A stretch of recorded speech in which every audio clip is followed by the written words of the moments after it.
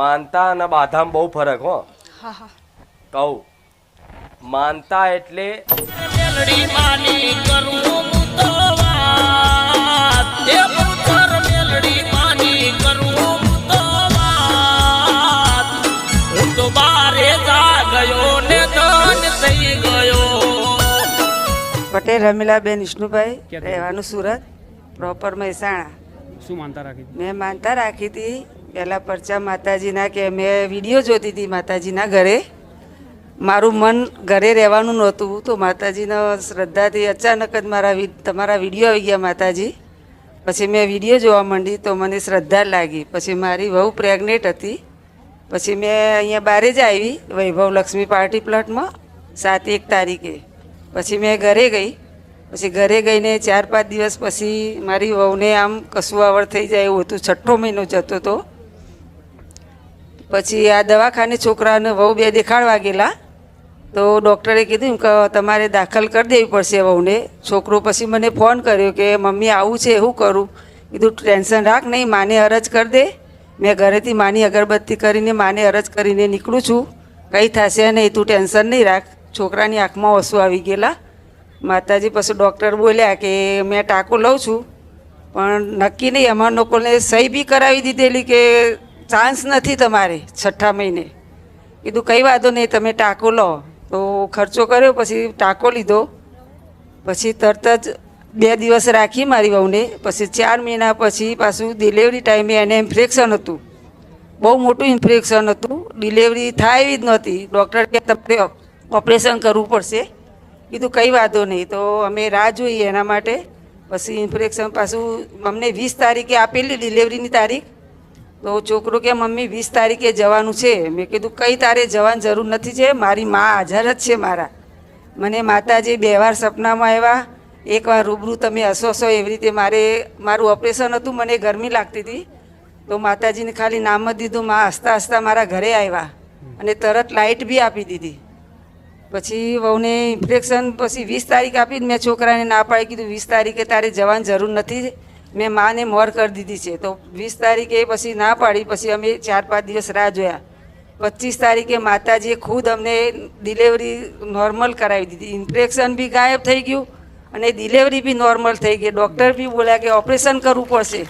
તો મેં કીધું મારે ઓપરેશન કરવું જ છે નહીં, મારી મા છે. મેં છોકરાને કીધું કે તારો છોકરો, મારી મા મારે મોઢે બોલે છે, તારો છોકરો નોર્મલ ડિલિવરી હું કરાવીશ અને તારો છોકરો 3 થી 3.5 કિલોનો આવશે. નહીં આવે તો મને ઘર બહાર કાઢી મૂકજે. મારી મા છે મારા રે, મારી ખૂંખાર મેલડીમાં મારી આગળ ને આગળ ચાલે છે. મેં દીકરો માગ્યો છે નહીં, માને કીધું તું મને પારણું બંધાવજે. ખાલી હા, મેં પારણા માટે જ કીધું તું, પણ માને મને દીકરો આપ્યો ને. ડોક્ટર ના પાડતા હતા, બિલકુલ ના પાડતા હતા. 6 મહિને કેસ બગડી જાય એવો હતો. હા, બગડી જાય એવો હતો. હા, છેલ્લે ડોક્ટરે એવું કહી દીધું કઈ થશે નહીં.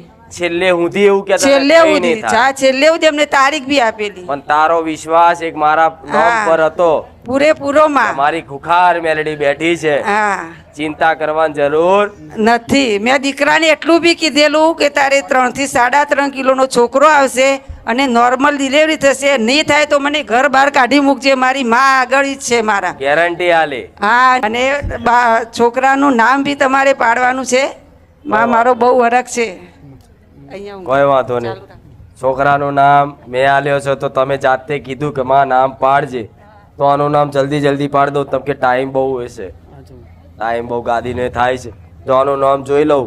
આનું નામ અંકુશ. શું માનતા રાખી?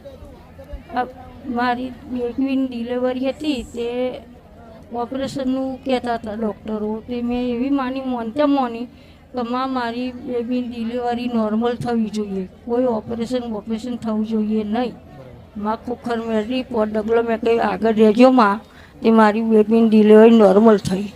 તે પછી તે મેં કંઈ બાબો હોય કે બેબી હોય, પણ હું તમારા પારે નોમ પડાવવા લાવીશ. હા, તકલીફ. હા, ઓપરેશનનું કહેતા પ્રાર્થના કરી. હા, દીકરી આપો, નોમ પડાવું માના પર. હા, ના એમ તો માનતા રાખીએ પછી કઈ તકલીફ પડી? ના અને માતાજીએ શું આપ્યું? દીકરો આપ્યો. પછી હા, દીકરો આપ્યો. તે માનતામાં હશે પેડા, ચૂંદડી, અગરબત્તી, શ્રીફળ, ફૂલનો હાર. એનું નામ વિશાલ. વિશાળ હૃદય વાળો. મામા પણ આ મહાકાળી આલ્યો છે. જેવું મહાકાળી આલ્યો છે પણ નામ પડ્યું મારું. પણ છતાંય મહાકાળીઓ કે લે હક આપું તને, પણ તું મને જાહેર કરતો. મામા તારા બાપ દાદાની મહાકાળી માતા તારા દાદાને પૂછતા હતા ચામુંડા તો બરોબર છે, મેલડી બરોબર છે, પણ ચામુંડા જોડે મહાકાળી હોય ના. હું કોર્પોરેશનમાં હતી પહેલાં, નારોલવાડા વિસ્તારમાંથી, જે ફેઝલનગર કહેવાય ને એમાં. તો ત્યાં વરસ જેવું નોકરી કરી, પણ એ એરિયા પ્રોપર મોમેડનનો હતો. તો મેં બધી રીતે ટ્રાય કર્યો કે મને ટ્રાન્સફરનું કરી આપે. મેં માતાજીને બી કગરવટ કરી કે માં આવું બધું આપણે ખાઈએ નહીં પીએ નહીં ને આ એરિયામાં કેમનું રહેવાય એમ. પછી મેં માને કગરવટ કરી. મેં કીધું માં હવે મને બહુ હેરાન કરે છે. મને સામેથી ચોખ્ખું એવું કહી દીધું કે તું તારથી જે થાય ને કરી લે, તારું ટ્રાન્સફર હું નહીં કરી આપું કે. પછી માં મેં ઘરે આવીને કીધું, મેં કીધું માં તારા બેઠા મને આવું બોલી જાય ગમે તેવું, મને ટ્રાન્સફરનું બી ના પાડી દીધું, મારી ભૂલ શું. 11 દિવસમાં માં તમે બીજી નોકરી લઈને ઉતરો. તો 11 દિવસ થતા તમે બીજી નોકરી લઈને ઉતર્યા. ત્રીજા દિવસે ફોન આવી ગયો. જેવી નોકરી છૂટી એવી ને એવી મળી જાય. હા એમ બસ. હા. રામ રામ. મેં માનતા રાખી હતી કે મને બીજી નોકરી મળી જશે, જેવી ગઈ એવી બીજી તરત જ. તો હું માતાજીને જે પહેલો પગાર આવશે હું એમના પાળે મૂકીશ. ભલે રામ. એટલે એ લઈને આવી છું આજે. માનતા જો બધાને કહું છું, માનતા અને બાધામાં બહુ ફરક હો. હા હા કહું માનતા એટલે તમે જે મનથી રાખો એને શું કહેવાય? માનતા.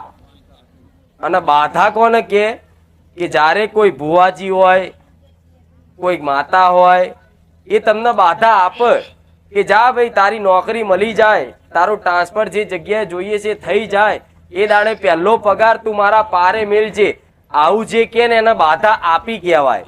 પણ આ એના મનથી રાખી કે માં આ કામ થઈ જાય તો પહેલો પગાર તારા શરણે મૂકીશ, આને કહેવાય માનતા. મેં મનથી જ માન્યું હતું. એટલે આ બધાને કહું છું, યાર આલી હોય ને બાધા કહેવાય કે જા દીકરો આલીશ તું મને ગરબો આલજે, તે બાધા કહેવાય. પણ મનથી માન્યું માં દીકરો આલજે, એક પારણું લાવીશ કે શ્રીફળ ચુંદરી અગરબત્તી કરીશ, તેને માનતા કહેવાય. આ ભેદ સમજાવું છું. રામ રામ. પણ માં એટલું અને ખરી, અમુક જણા એવું કહેતા કે આ બાધા હાલતા હશે, એટલે કોણ ખોલીને વાપરજો ભરવા વાળા બાધા કોઈને હાલતી નહીં, એમના મનથી રાખે એમનો માનતા કહેવાય. મેં મનથી જ રાખી હતી. અહીંયા હા, પણ માં એટલું તો જરૂર કહું કે વરસ હું એ જગ્યામાં રહી. કોઈ જેન્ટ્સ બી નાટક એવી જગ્યા હતી, પણ એ જગ્યામાં હું વરસ રહી, પણ તમે મને બહુ સાચવી માં. ભલે રામ. મને આંચ નહીં આવવા દીધી. ભલે આશીર્વાદ. મિનીબેન ક્યાંથી આવવાનું? વેરાથી બોરસદ. શું માનતા રાખી હતી? દીકરાના લાયસન્સ માટેની. તો પહેલાં ફેલ થયો તો લાયસન્સ માટે ગયો તો તે, અને પછી એણે યુટ્યુબમાં જોયું તો મને એવું કહ્યું તું બારેજરા ધામમાં જા અને માતાને ત્યાં જઈને માનતે. હું આવીને માન્યું મેં કે મારા છોકરાને લાયસન્સ સારી રીતે આવી જાય. તો આ 22 તારીખે એનું લાયસન્સ ફરી બીજી વાર એક્ઝામ હતી ને એમાં પાસ થઈ ગયો. અને આ લાયસન્સ કયા દેશમાં છે તમારો દીકરો? ઓસ્ટ્રેલિયામાં. બરાબર. એટલે ત્યાંના લાયસન્સ માટે એમને પહેલા એકવાર એક્ઝામ આપી તેમાં ફેલ થયા. એટલે ત્યાંથી એમને વિડીયો જોઈને મને કહ્યું. હા. વિડીયો જોઈને મનથી પ્રાર્થના કરી. હા. તો એ પછી એના લાયસન્સમાં 2 વાર રવિવાર, બીજા રવિવારે અમે આવ્યા, આ ત્રીજો રવિવાર થયો એનું લાયસન્સ આવી ગયું આ 22 તારીખે. અત્યારે એમનું લાયસન્સ આવી ગયું. હા, ઓસ્ટ્રેલિયામાં ગાડીનું. બરાબર. હવે એને ટ્રકનું લાયસન્સ કરાવવાનું છે માને, અને ઓસ્ટ્રેલિયાના વિઝા ને અમેરિકાના વિઝા કરાવવાના. ભલે રામ. લાયસન્સ ઓસ્ટ્રેલિયા મળી ગયું. તારા દીકરાનો ભાવ હશે તને કીધું ને? હા. તમે તો ઓળખતા નતા ને? ના. તારા દીકરાએ ઓળખ કરાવી જો. કરાય. હા. હવે આવતા જતા રહો તો બધું થાય. હા. ભલે ઓસ્ટ્રેલિયા ચાઇના તો હશે મારા ભાવિક ભક્તો નહીં. હું ભૂલ કરું ને માં માફ કરી દે, પાછી ખોડે બેસાડી મને લાડ લડાવે, તમારા જેવું બીજું કોણ સાચવે, હો તમારા જેવું માં બીજું કોણ સાચવે. રામ. માતાજી મારી માનતા હતી, જ્યારે અમે આવ્યા હતા સ્ટેજ પર ત્યારે હું તમને 2 પેન આપી હતી. તો તમે કીધું હતું કે તારો પહેલો નંબર તે પાસ થઈ. માતાજી મારો પહેલો નંબર આવી ગયો. આખા 6ઠ્ઠા ધોરણમાંથી હાઈએસ્ટ માર્ક્સ આવ્યા. ત્યારે એવું કીધું તું માતાજીએ કેટલા ટાઈમ પહેલા? 1 મહિનો કે 2 મહિનો થયો તેને પહેલા એવું કીધું હતું. પેન આપી હતી મન, હા પેન આપી હતી ને? 2 પેન આપી આ હતી. પેન? એ બે પેનથી જ મેં બધા પેપરો લખ્યા છે. મેં કીધું હતું કે માતાજી હું તમને આ પેન આપું છું, આ પેનથી જ હું પેપર લખીશ, પણ આ પેનથી મને બધું યાદ રહે, મારા પેપરો જ સારા જવા જોઈએ અને મારો પહેલો નંબર આવવો જોઈએ. તો એવું જ થયું હતું. માતાજીની આપેલી પેનથી તમે લખ્યા પેપર તો પહેલો નંબર જ આવ્યો તમને. હા. અને એ જ સમયે માતાજીએ કીધું તું પહેલો નંબર આવશે એમ. હા ભલે રામ, ચોક પહેલાથી કોઈ મોટો નંબર નહીં કહેજો ને કે એનથી મોટો લાયાલો. રામ, તમારો ભાવ, તમારો વિશ્વાસ, મારા પ્રત્યેનો પ્રેમ ગમે તેવું કામ કરાઈ જાય માર જોડે.